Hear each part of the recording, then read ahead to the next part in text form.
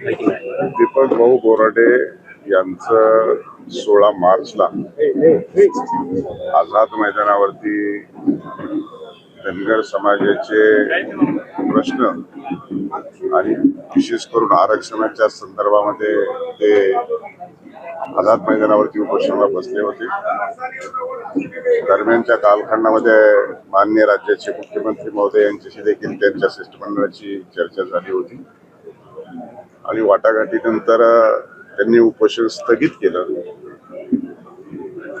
आणि उपोषण 25 तारखेला स्थगित केलं। त्या दिवशी मी देखील त्या म्हणजे महाजन साहेबांना त्यांनी जबाबदारी दिली होती माननीय मुख्यमंत्री, त्याच्याबरोबर मी देखील होतो आणि उपोषण स्थगित झाल्यानंतर तिथे गेल्यानंतर लक्षात आलं की त्यांचे सासरे आणि त्यांचे अजून एक जवळचे नातेवाईक उपोषण चालू असताना दरम्यानच्या कालखंडामध्ये त्यांचा मृत्यू झाला, तरी देखील ते उपोषणावर ठाम होते। ही बाब अतिशय मनाला वेदना देणारी होती।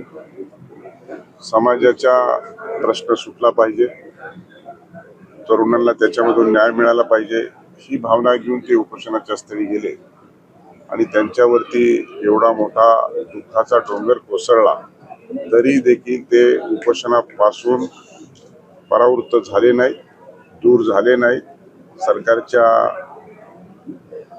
आदेशाची वाट पाहत राहिले आणि मग असं उपोषण सोडायला गेल्याच्या नंतर निश्चितच हे केवळ त्यांचं एकट्याचं दुःख नाहीये, हे संपूर्ण समाजाच्या प्रती असलेली त्यांची भावना आणि त्यांच्यावर कोसळलेलं दुःख आणि त्यांच्या दुःखामध्ये सहभागी होण्यासाठी मी आज त्यांच्या निवासी जालना येथे सांत्वनपर भेट दिली आहे। शेवटी समाजाचे प्रश्न सोडत असताना कोणी एखादा व्यक्ती पुढे झाल्याच्या नंतर आणि त्याच्यावर दुःख आल्याच्या नंतर त्यासाठी सर्वांनी त्याच्या पाठीशी भक्कमपणे उभा राहिलं पाहिजे, आत्मविश्वास दिला पाहिजे आणि म्हणून अशी सामाजिक प्रश्न सोडवणाऱ्याच्या पाठीशी उभा राहण्याची भूमिका ठेवण्यासाठी मी माझ्याबरोबर वटपुते साहेब आहेत, माजी आमदार रमेश शेंडी आहे, त्याचबरोबर इथले नारायणपूरचे स्थानिक आमदार आहेत, त्याचबरोबर महापौर आहेत, उपमहापौर आहेत, अनेक लोकप्रतिनिधी देखील इथे आहेत। या भावनेतून आम्ही या ठिकाणी आज सांत्वनपर भेट दिलेली आहे। साहेब, पण त्यांच्या सासऱ्यांनी जी काही आत्महत्या केली ती त्यांची जी काही व्हिडिओ व्हायरल झाले होते, त्यांची काही तब्येत जी काही खराबी होती त्या कारणातून आणि त्या डिप्रेशनमुळे त्यांनी आत्महत्या केली असं बोललं जात आहे।